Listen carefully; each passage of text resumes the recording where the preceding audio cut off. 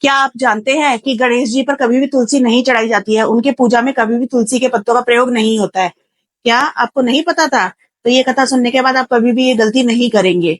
एक बार गंगा के किनारे गणेश जी तपस्या में लीन थे। तभी विवाह का मन में संकल्प लिए यात्रा पर निकली हुई तुलसी उनके सामने आई और उनके रूप को देखकर उन पर मोहित हो गई और उनके सामने विवाह का प्रस्ताव रख दिया, जिसे बड़ी ही विनम्रता के साथ गणेश जी ने ये कहते हुए अस्वीकार कर दिया कि वे आजीवन ब्रह्मचारी रहेंगे और कभी भी विवाह नहीं करेंगे। इस पर तुलसी तो निराश हो गई और निराश होकर उन्हें गणेश जी को श्राप दे दिया कि तुम्हारा एक नहीं बल्कि दो दो विवाह होंगे और दोनों ही बहुत ही परीक्षापूर्ण रहेंगे। इस पर गणेश जी को तो क्रोध आ गया, क्योंकि एक तो उनकी तपस्या भंग हो चुकी थी और उन्हें श्राप भी दिया जा चुका था।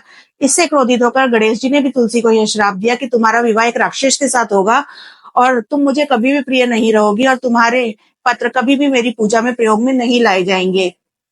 इस पर तुलसी तो उनसे क्षमा याचना करने लगी, जिस पर गणेश जी ने कहा कि तुम्हारा विवाह एक राक्षस के साथ तो अवश्य होगा, लेकिन तुम दोनों पति पत्नी विष्णु भक्त होने के कारण तुम एक पौधे के रूप में पूजनीय होंगी, लेकिन तुम्हारे पत्ते मेरी पूजा में प्रयोग में कभी नहीं लाए जाएंगे। तब से गणेश जी की पूजा में तुलसी का प्रयोग नहीं किया जाता है। अगर आप भी ये गलती करते हैं तो आगे से ना करें। और तुलसी के श्राप के अनुसार गणेश जी के दो विवाह हुए, रिद्धि और सिद्धि के साथ।